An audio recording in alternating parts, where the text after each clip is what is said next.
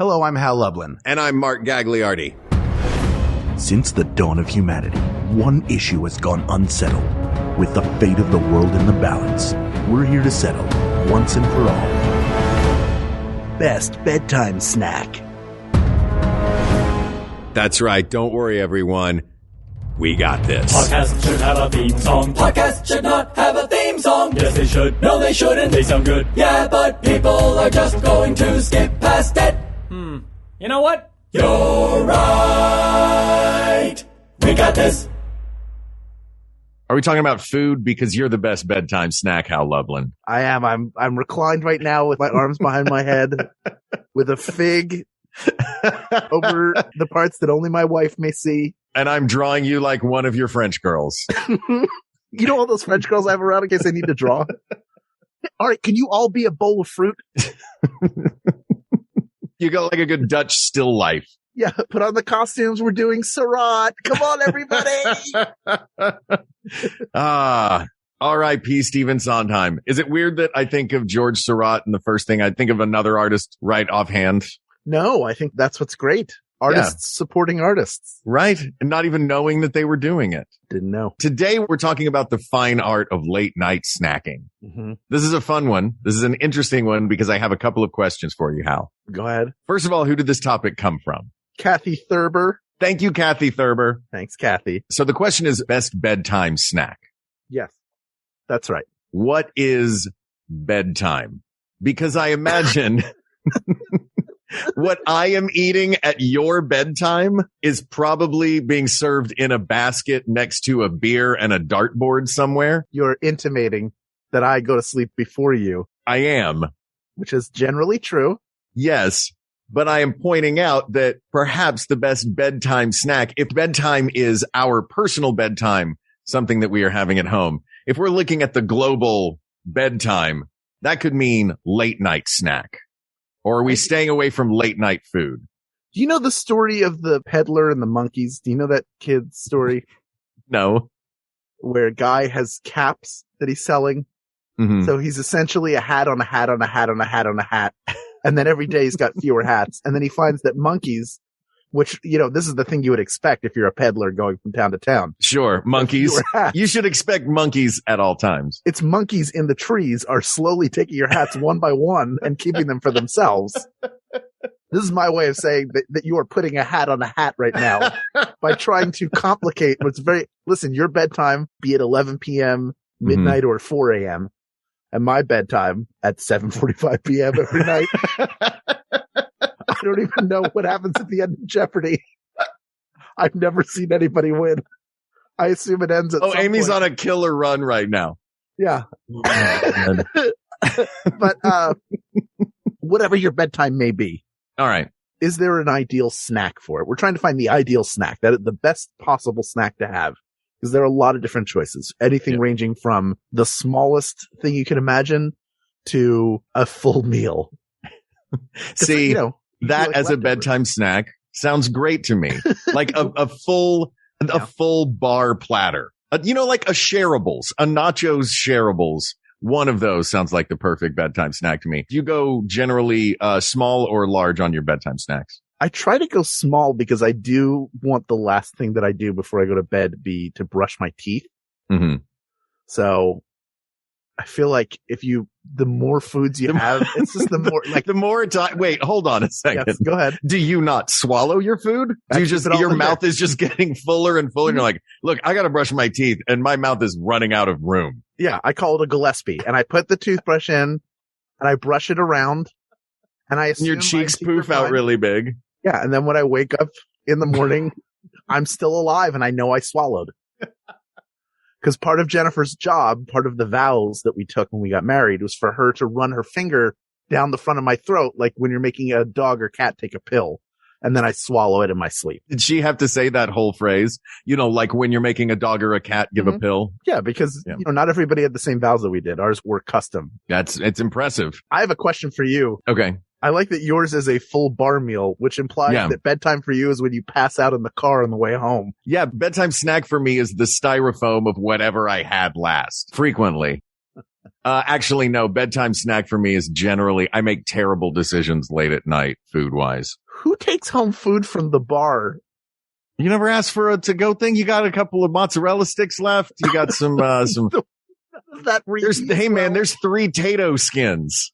Yeah, when you get to the third day, those onion rings really come alive. I have an air fryer, man. All bets are off now. Anything can be reheated to its original form. I didn't realize you had an air fryer. That is a game changer. That is a game changer for reheating, because most people will just throw stuff in the microwave. Or if you don't have a microwave, if you have a toaster oven, that's a good place to do it. But we're so instant. You know what? How long do you want to wait to have those old onion rings and those old buffalo wings and tater skins? Look, man, I'm just telling you, I think the air fryer opens up a world of late night snacking possibilities. Should you happen to have a fridge that has, look, bar, restaurant, whatever time of day you got it, having leftovers in the refrigerator and heating those up for me in the air fryer, for someone in the microwave. You never do leftovers as a late night snack?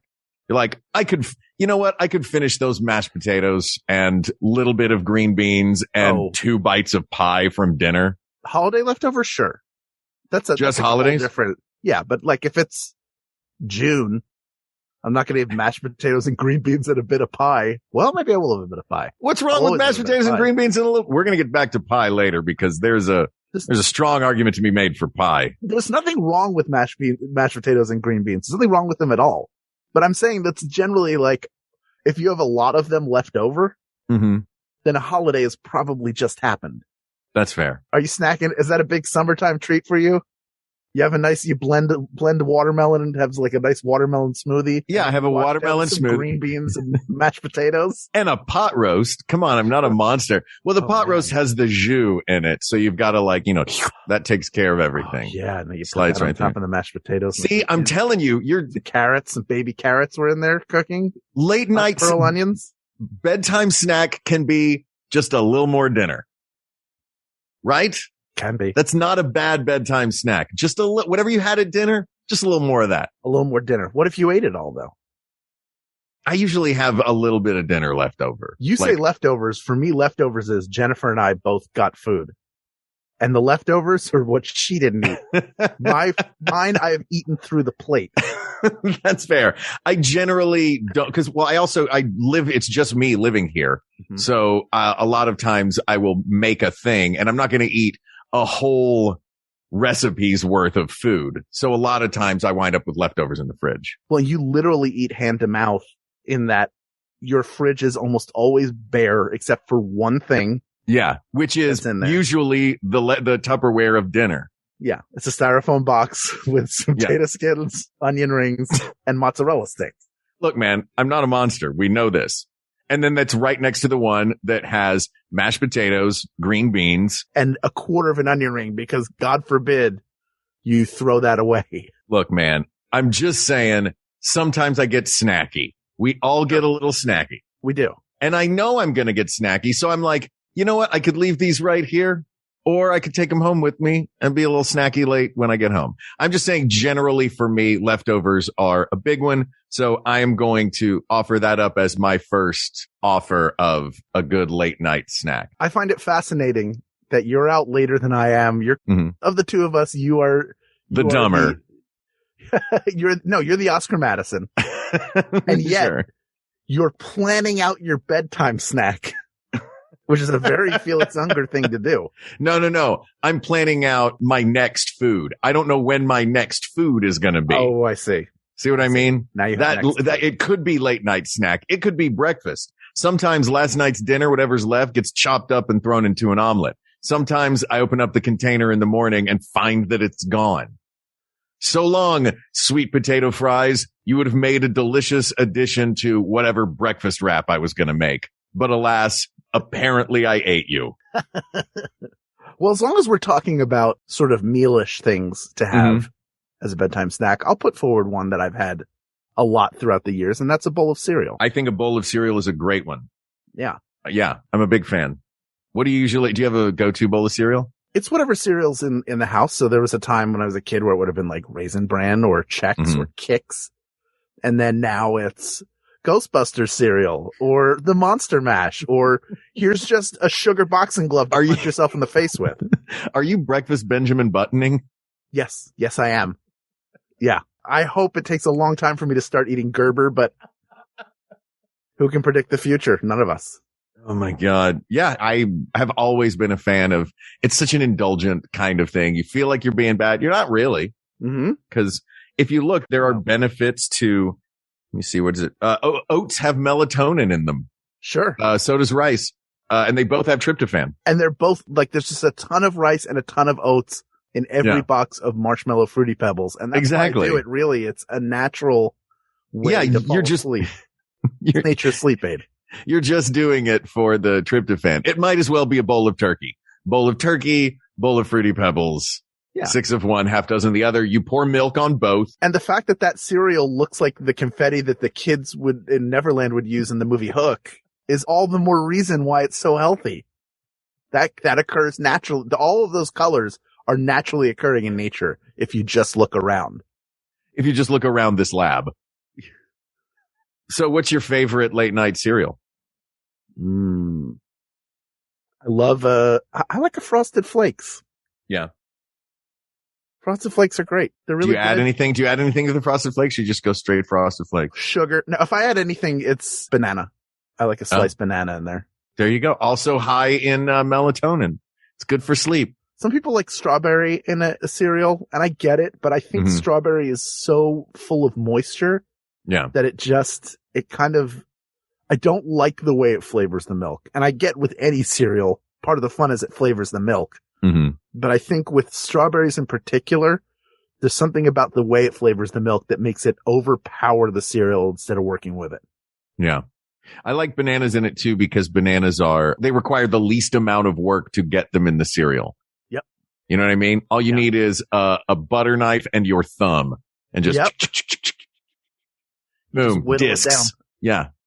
And then you have banana discs. Or have you seen the banana slicer that they sell on Amazon?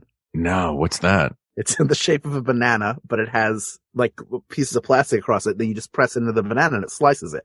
But the best part of it is this is an actual earnest product. This seems unnecessary. To you and I. Sure. The most normal people on the planet. It is. Right. The best part of the product is the reviews that people have left. Oh no. Because it has become an open mic night for people on the internet. Oh boy. Where they're like, I almost cut my hand off trying to slice a banana, but now thanks to this. And I'm not even doing justice to some of the comedy gold that's to be found there. Any weird product you can find on Amazon has a bunch of funny reviews for it. Well, that will be our next Facebook Live then. Just us sitting in front of Amazon reviews. We'll find the best Amazon review. We'll order all of them and try them out live on the air. And decide. The best review that we give. Yeah. Yeah, I think cereal is a great contender. Do you have a spot? Do you have a cereal eating spot? Or do you have a late, I guess that's the stairs, like Harry Potter? Like, do you have a bedtime snacking spot? Are you a sit at the table person? Are you curl up on the couch person? Are you just like, legs split wide with the bowl in the middle sitting on the floor person? No, I don't sit on the floor. It hurts my back. And that's been the case for a long time. That's not like an old man thing. I like to curl up on the couch and watch TV for the entirety of the time I eat my snack.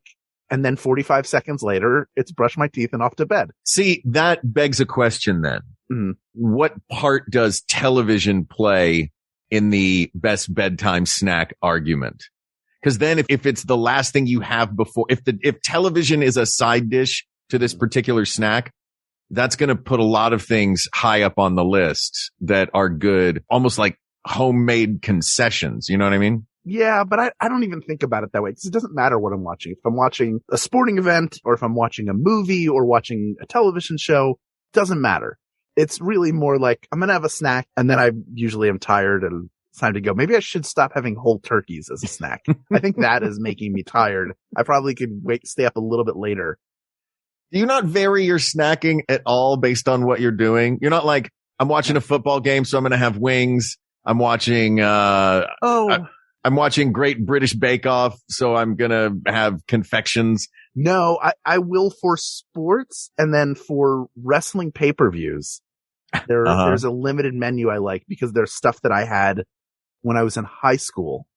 Oh, that's fun. So like the whole experience. No. So like you make the whole experience traditions and memories. I'll tell you what I used to have. This is me. This is like 16, 17-year-old me watching a WWF at the time pay-per-view. Mm-hmm. Seedless rye bread. Okay. Turkey breast, corned beef, ham, roast beef. Were you Pilot, like working at a deli watching this? I was working at a cartoon. It was like I was making a sandwich for Scooby-Doo and Shaggy, but just eating it myself. Oh, you were describing one sandwich in my brain. Oh, yeah. When you said turkey breast, I pictured you with like a board in front of you with rye bread, like all of the disparate elements. I did not. It took me this long to realize you were making a sandwich. It's a charcuterie. No, I make all the sandwiches and then shuffle them together like a cartoon character. Sure. No, that's one sandwich. And then I'll sometimes put tomato on that. I don't even like mustard. Mm-hmm. I mean, I like mustard on a sandwich, but I never put it on there because I've always felt like if you have really good deli meats, then the sandwich will work well on its own. You don't like it? You need a little moisture to it. You'll do it dry? No, yeah, I don't need it. Like a little mayo on a sandwich is fine. A little mustard is even more for flavor. Like that sets it apart. Like mayo is definitely a lot more of it. Yeah. I don't want to butter my throat lube. Mayo on there. Yeah. It's throat yeah. lube. So make sure I swallow it. It's like the mayo is petting my throat like I'm a cat or a dog to help me swallow. Oh, are you married to mayonnaise? I was for a long time. Al Lublin, married to mayonnaise. That's your Netflix. That's my Netflix special. Look out, Russell Peters. Here I come. But I would have that with a bunch of Doritos, nacho cheese Doritos, and then a giant lemonade or apple juice. Nice. And that was heaven. And I would have that more than one time. No wonder I breathe heavy when I walk upstairs. But that is like, you know what that is? That is the straight out of a cartoon late night snack. Like that is when a character is getting a late night snack, they're closing the fridge door with their foot and they have that sandwich on a plate and the big lemonade in their hand. Like you're in a bathrobe, you're shutting the fridge. You're not revealed, and it's not revealed what you're holding. No. Until you kick the fridge door shut. Couple cans of Country Time lemonade just precariously perched on one another. But that's not a bedtime snack. Like you're not. No, that's an I woke up in the middle of the night hungry snack. Yeah, that's it's mealtime. But even a sporting event, most of them aren't at bedtime. So that's true. When I think of a bedtime snack, I think of like, I'm going to go to bed soon, but I'm going to have like one more thing. What is that one more thing? And to me, that's why it's not a whole sandwich. I mean, maybe a sandwich is the answer. I don't think it's leftovers because it feels like leftovers is something. It feels like the next day's leftovers. Did you just eliminate my number one entry into this thing out of hand? I'm not eliminating what either of us said. I'm just saying I think there's something else out there that's going to beat both of the things that or all the things we've brought up, even cereal. Yeah. I was going to say, I don't know. Cereal is a pretty high contender for me. Maybe it is, but it might be like a cookie.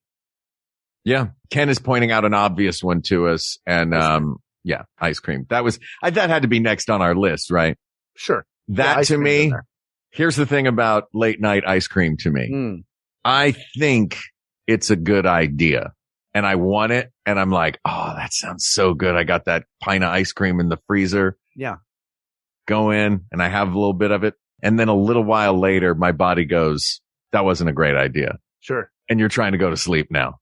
Enjoy. I was going to ask about that. Do you think when you're having a snack, how aware are you when you're having a snack, especially one that's like the bar food you brought home or a whole sandwich or mashed potatoes and green beans with pot roast gravy all over? Sure. Do you think like, all right, this is what I'm eating before I go to sleep. But at some point, I'm going to have a come to Jesus at like 4 a.m. with the turlet. Here's the thing. For nearly my whole life, never really realized that foods have consequences. Sure. You know what I mean? It'd be like, oh, that's weird. I have a stomach ache. Huh. I wonder what that is when I've just eaten 2 pizzas and my brain did not connect the two things. Like, that smells weird. Not remembering that I had asparagus. That's not true. I'm always reminded that I've had asparagus, but you know what I mean? Like, yeah. I never really thought of the results of food. That's why I can't play chess. I can't think 2 moves ahead. I'm not doing that culinarily either. Oh, really? Yeah. You can't think of, maybe it's part of being Jewish. Maybe it's part of specifically being in my family. But when we're eating breakfast, it's like, so what are we doing for dinner? And we could be stuffed. You could be, be breakfast buffet. Oh, that's a different thing. That's a different thing. So like there is a thought ahead, but it's not like, it's not what is dinner going to do to me. It's what am I going to eat?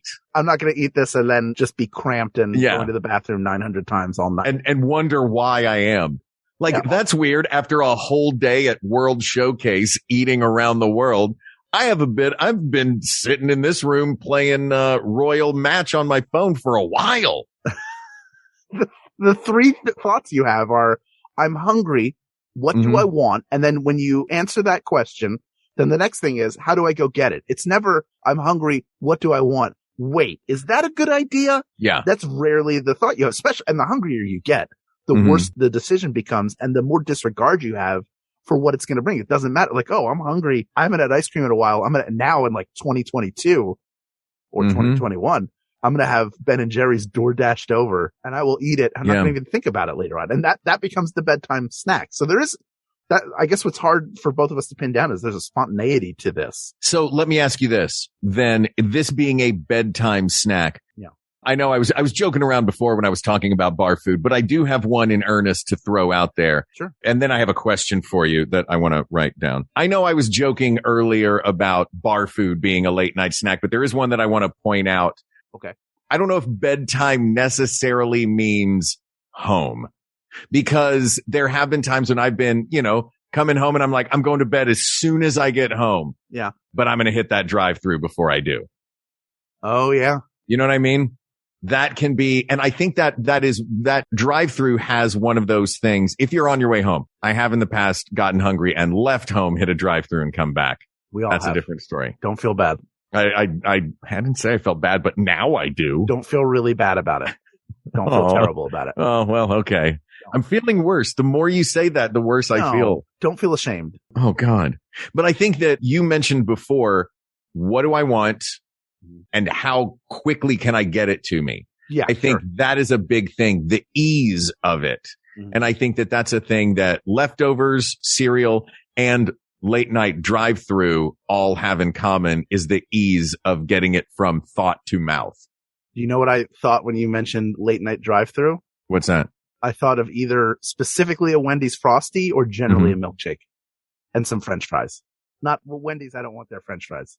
You go like late. Interesting. Because it's kind of like having ice cream. But it really was the ice. I mean, it's a little different than scooping it like the milkshake. The milkshake is the way to convince your mind that you're not having ice cream. Like, oh, what's a drink? Yeah, it's totally a drink. You don't get a straw with a bowl of ice cream. This is less. It's just 5 scoops of ice cream with whole milk in it. That's way healthier. It's fine. And some Oreos, but just a few Oreos, not a lot of Oreos. And can you put some waffle on top of that for me? Great. Thanks. Here's the thing I just noticed I think is interesting. The ones that I have pitched out into this ether are, I mentioned popcorn, leftovers, drive-in or drive-through. You've mentioned sugary cereal, ice cream, milkshakes. I tend to go savory. Do you tend to go sweet late at night, huh? I do tend to go sweet. And even if I have something savory, if I have like some chips, another decent snack, I want something sweet to drink along with it, like an apple juice or lemonade. Interesting. The two things I drink. All right. Well, let's hit pause for a second. We'll come back to this, but first we want to tell you about some of the other fantastic shows here on the Maximum Fun Network and let you know about some of the great folks that help make We Got This possible. Yeah. Listen up, everybody. Take this.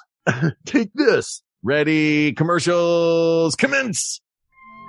We Got This with Mark and Hal is sponsored by Microdose Gummies. Microdose Gummies deliver perfect entry-level doses of THC to help you feel just the right amount of good. So you've probably heard about microdosing. Search around a little bit on the internet and you will find all sorts of people are microdosing to feel healthier and to perform better. And microdose gummies, these particular microdose gummies, they really do taste and feel amazing. I use them to help me get in the zone. I write a lot. I edit a lot. I'm in front of my computer doing creative work a lot, and it really helps zero my focus in. And at night, pop a couple of gummies and chill out, relax, watch a movie, and you'll sleep like a baby. Yeah, I'm a big fan. Microdose is available nationwide. And to learn more about microdosing THC, just do a quick search online or go to microdosegummies.com and use code WeGotThis to get free shipping and 30% off your first order. Links can be found in the show description. But again, that's microdosegummies.com and code WeGotThis.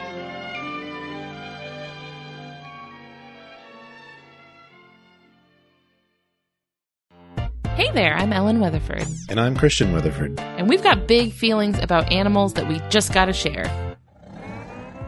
On Just the Zoo of Us, your new favorite animal review podcast, we're here to critically evaluate how each animal excels and how it doesn't, rating them out of 10 on their effectiveness, ingenuity, and aesthetics. Guest experts give you their takes informed by actual, real-life experiences studying and working with very cool animals like sharks, cheetahs, and sea turtles. It's a field trip to the zoo for your ears. So if you or your kids have ever wondered if a pigeon can count, why sloths move so slow, or how a spider sees the world, find out with us every Wednesday on Just the Zoo of Us in its natural habitat on MaximumFun.org. Listen and subscribe wherever you get your podcasts.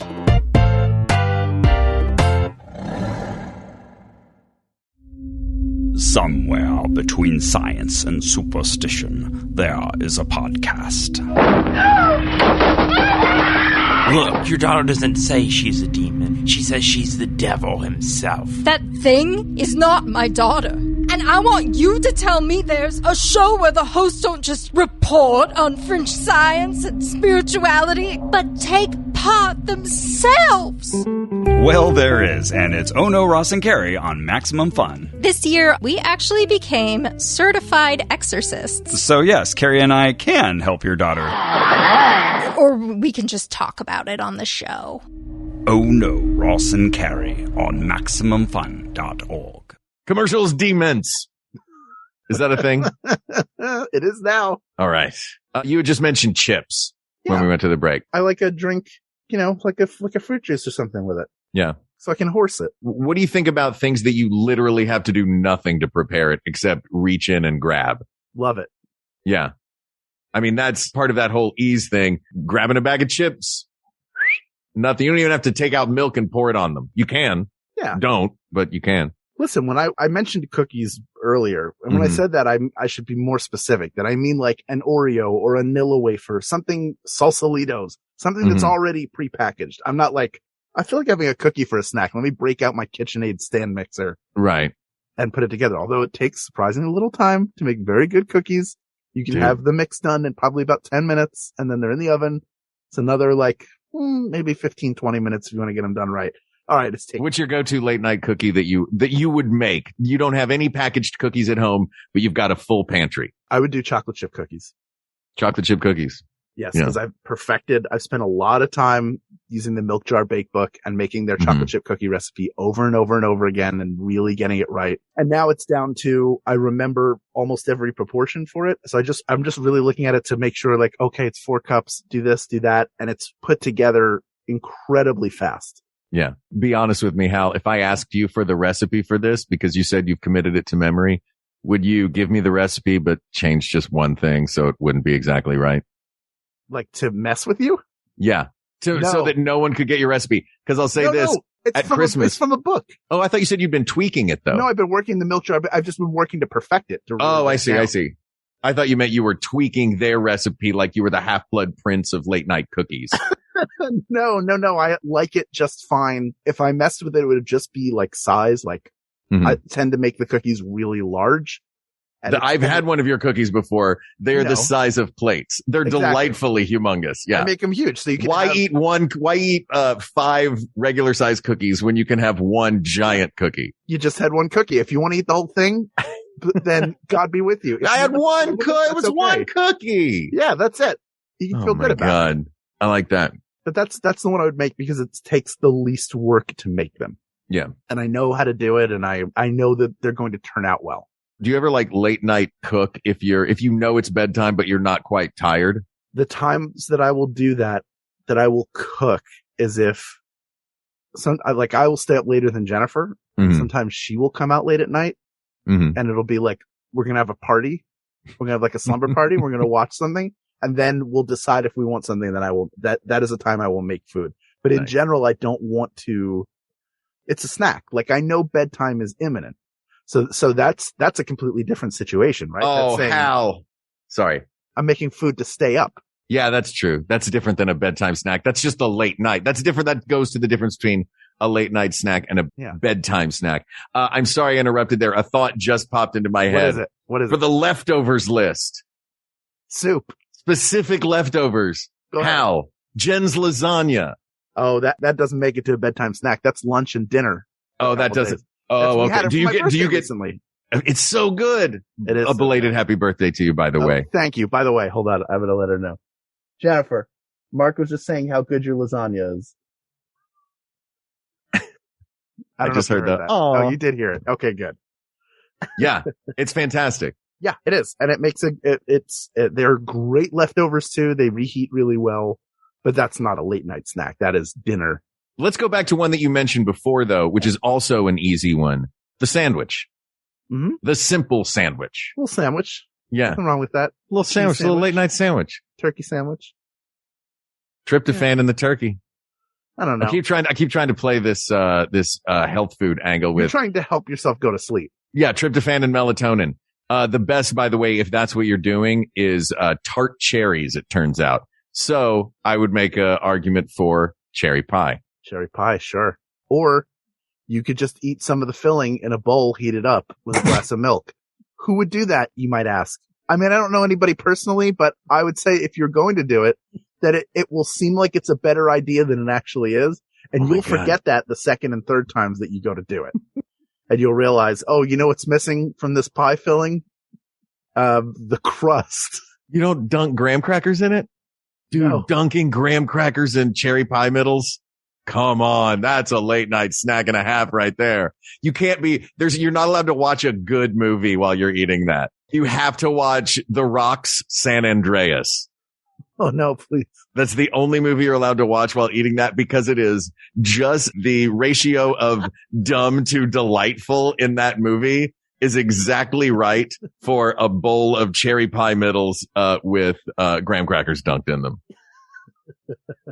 You know, Paul, in his stand-up, when he discussed cake versus pie, he said you could eat frosting. The reason why he thought cake was the winner was because of frosting, because you eat frosting out of the container, no problem. And he said, if you see somebody eating pie filling out of the container, something has gone horribly wrong.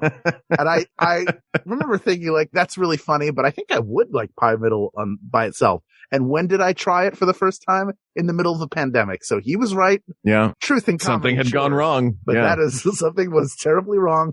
And my answer was, I'm going to eat this pie filling. And that'll be enough. But it is very sad. Ken, hold on now, Ken. Ken just offered another one to us. Oh, ice cream I get. Yeah. A glass of water. That's not a snack. That's not a snack, man. Get out of here with your glass of water as a bedtime snack. Even if you freeze it and chew on it. that would be the snack. Like, oh, I know it's not a snack if I'm just going to I'm going to eat ice cubes like a dog. Just put some of those, put some of that Mio in it. That's that stuff that you squirt into water to make it Kool-Aid. That they're advertising on TV, like that you just carried around in your pocket all the time. Like, hey, water, boop. Now it's punch. Like, what? That's a great way to mess with people. Oh, right? You can have a nice water? Eat orangeade. Yeah. How you like that, Kathy? Thank you for suggesting this topic. Oh, Kathy. Now you have orangeade. Now you have the worst lemonade in the world. Light lemonade. Crystal Light is the worst invention. My mother loved it. She used it all the time because it was always, we were a household of sort of watch what you eat people. And that Crystal Light was so bad. Oh, yeah. We had the Crystal Light. Did you have the green Snackwells boxes? I don't, Snackwells I like. They at least have like this, their sandwich cookies taste like sandwich cookies. Yeah, that's true. But Crystal Light didn't taste like lemonade to you? No, it's like Jacob Marley. It's not quite, it's like not done on either plane. It's not water. It's certainly not lemonade. And you have to you just drink it and you're like, what? I don't know what I'm supposed to feel about this. Like, I feel like it's a punishment for people who won't just drink water. Like, oh my God. How about now? You could have water, you could have this. If it was Jacob Marley that was actually Crystal Light, I would not want to drink it because you know what Marley's made of. A blot of mustard, a crumb of cheese, a fragment of an underdone potato, gravy. Ugh, no, thank you. That is not a late night snack I want to have. I don't know. Based on what you've been saying, it might be exactly what you want to have. Hold on a second. That box you're taking home from the bar. Oh my God, that is the Christmas chopped basket. Contestants, please open your baskets. And your entrees must include a blot of mustard, a crumb of cheese, more gravy than grave, and a fragment of an underdone potato. So dumb. It's so dumb. All right. Let's start narrowing this down. Yes. Do we think we have all the contenders? I mean, we can just go down the junk food aisles in our brain. Yeah. Well, all right. Let's do this before we go to the Mount Rushmore and blast 3 of them off. Let's take a look at junk food. Let's just go to the junk food aisle, which I've also done in the middle of the night when I've had nothing to eat at home. Of course, bleary-eyed. It's a 1-minute drive from my apartment. It's a 2-minute walk, but it's a 1-minute drive. Sure. Let's find an MVP from the snack food aisles. Okay. I just had the non-frozen snack food. You know aisle. what it should be? Eggos. No, it should be a piece of fruit. Is the best? Something that makes you feel better. I'm just thinking, like, you know. Wait, why do you say? What did you get? What happened? Did you get? You suddenly got remorse about this whole podcast? I've felt that for 7 years.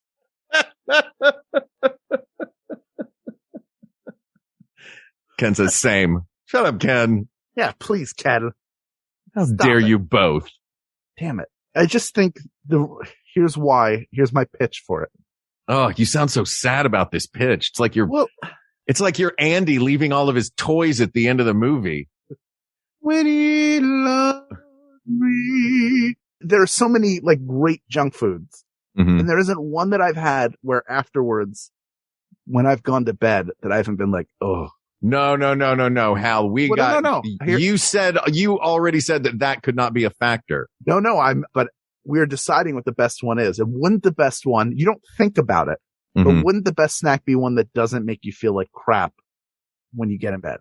Yeah, I think you're right. I think like a good piece of fruit, like a nice apple or an orange. Orange is really the best.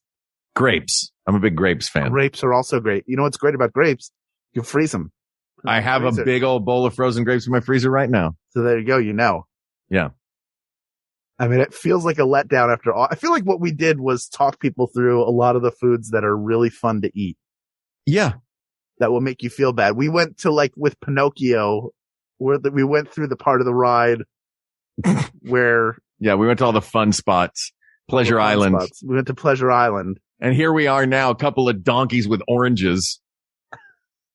Hal, I'm not ready to. No. I don't want this to necessarily be the winner. I don't think we can go out like this because I think one that you already talked about, that you brought up, that we discussed. Oh, I think will be okay. I think this will be okay. I think this will get us out of this. We have to have something healthy. By the way, if we want to stay on the healthy train, a piece of fruit is great. Also, nuts are great late at night. Is it? Handful of almonds, handful of walnuts. But I think that there's one already. What are you giggling at? I'm trying so hard to not say bofa, but I think I know what the number of times you've texted me that. I know. All right. You know, if you know where I'm going with this, then you know that it has.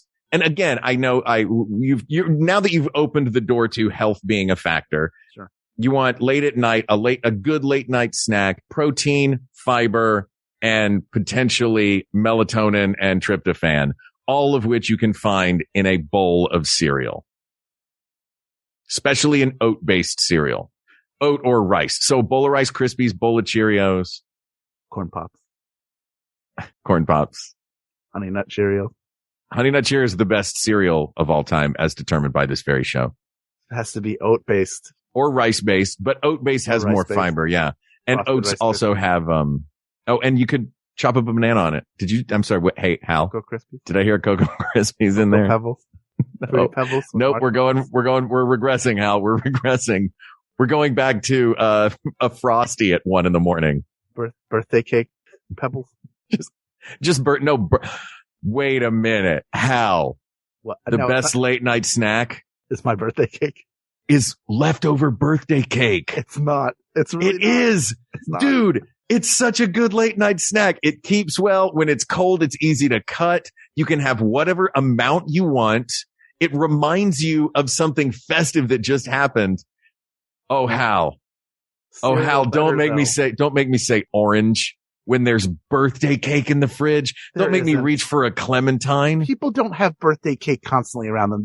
Most people have cereal in their home. That's why it's a special thing. It's not about the most. It's about the best. Please stop Ken from writing messages in here. He's writing Fruity Pebbles mixed into a Frosty, which is not a bad idea. It's not a terrible idea, but look, leftover birthday cake. I want leftover birthday cake, at least on the record. It is so noted.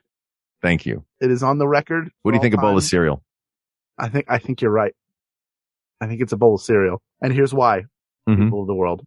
It can be a little bowl of cereal. You can put in a little ramekin. Ramekin of cereal, milk. Or if you want a bigger bowl of cereal, you can have a big bowl of cereal. You can have a cereal with fruit in it. You can have a cereal with sugar in it. You can take a cereal with sugar in it and then add fruit to it if you want. You can do whatever you want. It makes it a very flexible snack. More flexible than cookies in that regard. I know you can put fruit in cookies. You can do oatmeal raisin, but we're not monsters. Hey, man. The best snack that you can have at bedtime is the same one that's part of a complete breakfast. Who knew? It's cereal. Asked and answered. Boom. Look at that. It loops you back around to the morning. Yeah. It's like whatever that Beatles album was that, end to end they connect. Yeah. Well, this was delightful, Hal. Mm-hmm. It's not late enough to have a bedtime snack for me. I'm getting close. It's 10 of 7. It is 10 of 7. Do you want me to tell you how Jeopardy ends? Yeah. No, don't ruin it for me. Eventually I'm going to see. I refuse to record it too. Why do you refuse to record it? And just, I put the toothpicks in my eyelids like a cartoon character, just like when I make my sandwiches, and then they go pew and snap them in half and spin them out. Wait, if those are the toothpicks from your sandwiches, what do you do with the top of the sandwich olives that you invariably put through those toothpicks? I tape them to my eyelids to it looks like I'm awake during meetings. Perfect. Yes, Mr. Pimento, you have a question? Well, this topic is closed, but there are many more topics to discuss. So please reach out to us on Twitter or email us at wegotThisPodcast@gmail.com or go to our Facebook group. Share your bedtime snacks, your bedtime snack recipes. Let's get foodie up in here. Facebook.com/groups/WeGotThisPodcast. Thank you to our producer, Ken Plume, who hosts a wonderful podcast called A Bit of a Chat that you can listen to wherever you get your podcasts. We have both been on it multiple times, and it is well worth your time to listen to. Thank you also to researcher Kate McManus, graphic designer Uri Kilman, and QA engineer Jen Alba. Seconded on Ken, and thanks, of course, to our musicians Mike Furman and Jonathan Dinerstein for our theme song and score, respectively. And thanks to you, the people of the world, who, if you've been here long enough, know that I just got that last part backwards. And to you, I say, thanks for sticking around to the end of the episode every time. To everyone out there listening, thank you. Thank you. Thank you for giving Hal Lublin and I a chance to sit down and talk about something that clearly we both love to do and are about to do. For Hal Lublin, I'm Mark Gagliardi. For Mark Gagliardi, I'm Hal Lublin. And don't worry, everybody. We got this. We got this. MaximumFun.org. Comedy and culture. Artist owned. Audience supported.